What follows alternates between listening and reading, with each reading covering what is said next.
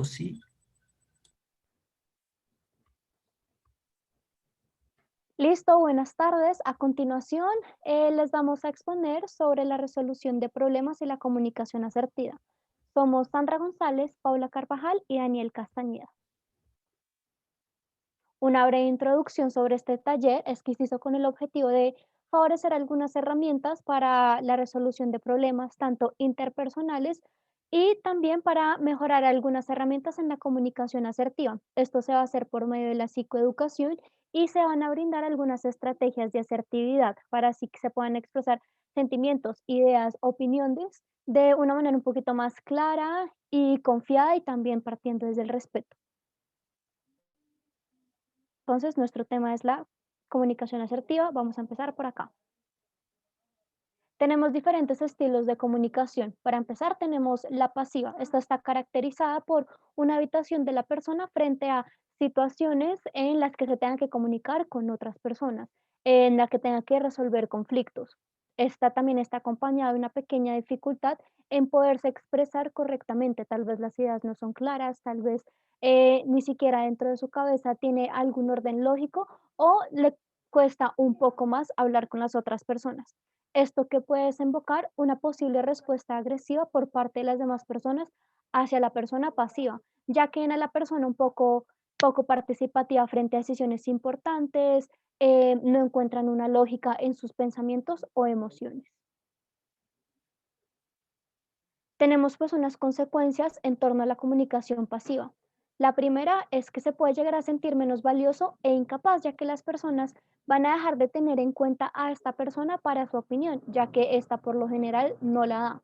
Esto puede generar en que pasen por encima de sus decisiones y no lo tengan en cuenta. También esto va acompañado de perder la oportunidad de hablar, de expresar tanto lo que se siente como lo que se opina frente a una situación. Y por último, esto puede llevar también a una aceptación de mayores exigencias con un miedo en que se entre a una discusión por decir un no. Tenemos el segundo estilo de comunicación, que es el agresivo. Esta se caracteriza porque las personas se pueden llegar a sentir agredidas por la forma en cómo se le está hablando. Tal vez el tono de voz es muy alto, la expresión corporal denota miedo, se utilizan palabras muy fuertes. Esto también viene acompañado de una necesidad de imponer lo que se piensa y lo que se siente frente a una situación sobre las otras personas. Las consecuencias que tiene la comunicación agresiva es, por un lado, llegar a incomodar a los demás, hacerlos sentir mal, estar en una situación en donde alguien tal vez empieza a llorar o incluso se ponga un poco más bravo debido a esta situación. Esto nos lleva a dos aspectos importantes. El primero es que se aumenta el conflicto. Este tipo de comunicación no da una comunicación tranquila ni certera, sino que lo hace de una manera muy impulsiva y, por decirlo así, de una manera brusca. Esto puede hacer también que las relaciones que tengas se debiliten. No importa si son de trabajo, familiares, de amistad, estas relaciones se pueden ver debilitadas si la comunicación agresiva es la que está predominando. El último estilo de comunicación que tenemos es la asertiva. Esta está caracterizada porque es un estilo de comunicación honesta. Se exponen exactamente qué es lo que sientes, qué es lo que estás pensando y hacia quiénes lo quieres decir, partiendo siempre de ser empático y amable, no importa si se está de acuerdo o no con el tema a disposición. Además, la comunicación de las ideas son muy claras y completas. Esto va a permitir que las otras personas entiendan perfectamente qué es lo que quiere decir. Y esto también brinda un paso a que se respeten los propios límites y los límites de las otras personas. Las consecuencias que trae la comunicación asertiva es, por un lado, evita confusiones y contratiempos. ¿Por qué? Porque las personas van a entender perfectamente qué es lo que quieres decir, qué es lo que sientes y qué es lo que opinas. Esto a la vez va a permitir un flujo de ideas. Va a haber una comunicación un poco más tranquila, todos se van a sentir capaces de hablar sin hacerse sentir mal. Y por último, permite resolver problemas de una mejor manera. Hay una lluvia de ideas más asertivas y mucho mejores.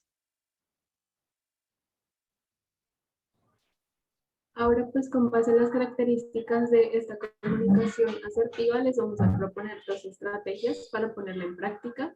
La primera se llama disco rayado y consiste en comunicar la información de manera repetitiva y sin cambiar el contenido. Esto se hace por medio de 3 pasos. Primero vamos a identificar la información que queremos comunicar, después vamos a estructurar el contenido de esa información y por último, pues vamos a repetir la información hasta que la otra persona no la pueda evitar o la comprenda completamente. Para esto, una recomendación es que puede ser útil construir varias formas de comunicar una misma frase o una misma idea para que sea pues, más fluido repetirla, se sienta más genuino y no se sienta como tan monótono.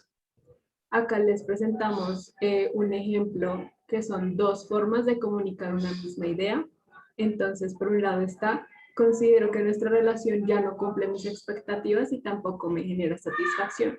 Y por otro lado, ya no me siento satisfecho o satisfecha con nuestra relación porque ya no refleja mis valores y metas. La siguiente estrategia se llama técnica del sándwich y se caracteriza por tener un tono amable para reducir la discusión y pues también, claro, se tienen en cuenta las demás características de la comunicación asertiva. Para esta estrategia, además de identificar la información, al momento de estructurarla vamos a seguir estos 3 pasos. Entonces vamos a empezar diciendo algo amable o positivo, luego exponemos la información que puede ser percibida como problemática y por último terminamos con de nuevo algo amable o incluso una solución que proponemos para ese problema. Entonces acá podemos ver un ejemplo de esta construcción de la información donde empezamos con algo positivo que es: agradezco mucho el tiempo que pasamos juntos porque considero que aprendí mucho de nuestra relación y pasamos muchos momentos agradables. Luego exponemos lo que puede ser problemático, que es: sin embargo, últimamente he pensado sobre nuestra relación y me he dado cuenta de que ya no se ajusta a mis metas o mis valores y por lo tanto no me siento satisfecho con ella. Y por último, algo amable o la solución sería: por eso propongo que terminemos nuestra relación de manera amigable, agradeciendo lo bueno que vivimos, pero también aceptando que esta ya no nos aporta a nuestros planes de vida.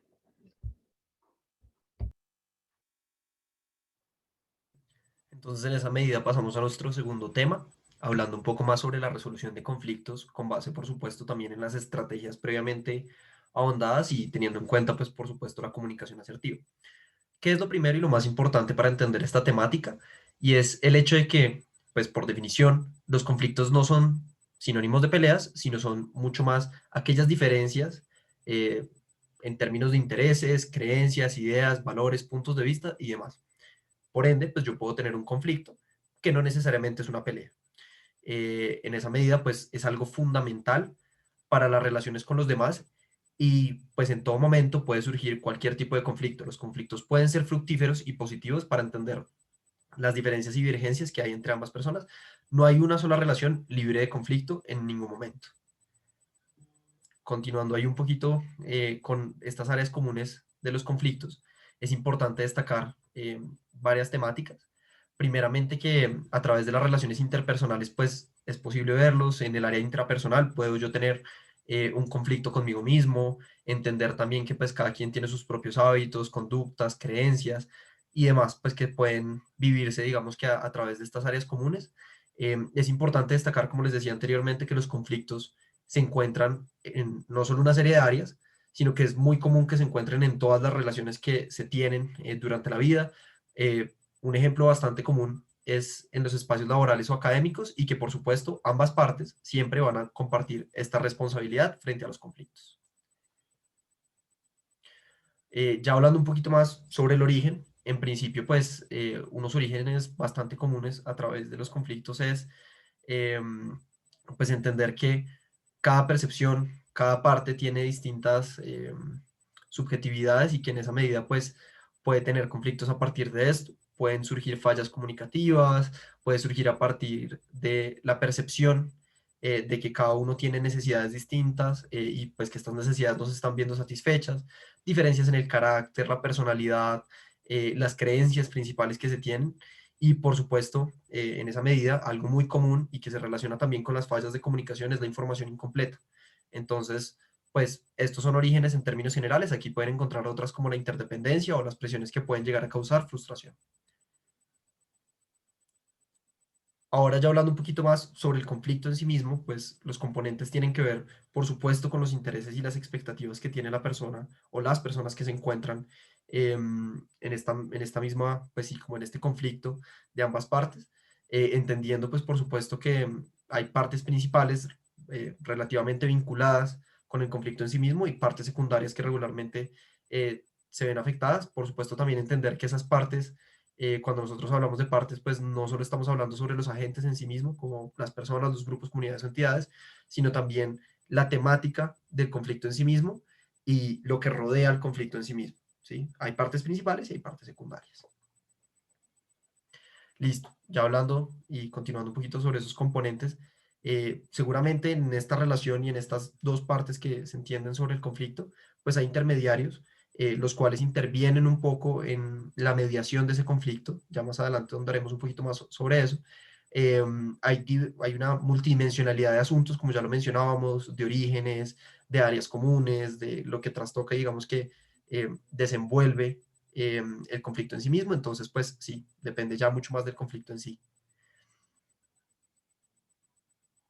Ahondando un poquito ya sobre el otro lado y es los efectos, pues los efectos se pueden ver en términos de la salud, tanto personal, mental y física de la persona.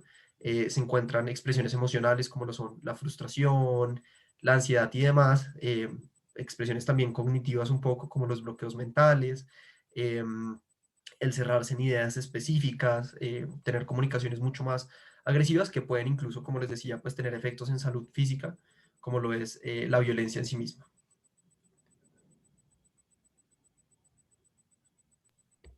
Ahora, con el fin pues, de que practiquemos la habilidad de resolución de problemas, les proponemos esta estrategia, que es un registro de resolución de problemas, la cual es útil cuando nos sentimos muy agobiados para definir el problema de manera clara o cuando pensamos que no existe una solución posible. Entonces, para seguir esta estrategia, tenemos los siguientes 5 pasos. El primero es orientarnos hacia el problema de manera efectiva. Esto lo vamos a hacer focalizando nuestra atención en la situación problemática y los objetivos de este primer paso es modificar nuestras creencias, expectativas y valoraciones sobre los problemas, también controlar de alguna forma nuestras ideas sobre nuestra capacidad para solucionarlos y minimizar el malestar que genera pensar en el problema. Es importante recordar que los problemas son normales e inevitables y podemos enfrentarlos de forma efectiva. El segundo paso es definir el problema de forma operativa. Para esto vamos a delimitar, definir y aclarar el problema de forma concreta y con base en hechos reales. Esto se puede hacer preguntándose el qué, dónde, cuándo y por qué del problema, y también podemos reflexionar acerca de cómo solemos responder en estos casos. También es muy importante evitar los juicios de valor y tomar pues una posición como desde la curiosidad y desde la descripción para aproximarnos a este pues paso. Entonces el objetivo de este paso es generar soluciones aplicables y un ejemplo de una definición operativa es: hay un miembro del grupo de trabajo que no está cumpliendo con sus tareas y les dice a los demás que está haciendo más de lo que le corresponde. Entonces, como pueden ver en esta definición del problema, pues no se utilizan como palabras que califican al sujeto, a la situación o a la acción, sino todo es como desde la descripción. Ahora en el siguiente paso vamos a hacer una lluvia de alternativas de solución. Para esto vamos a pensar en una tormenta de soluciones sin ninguna limitación.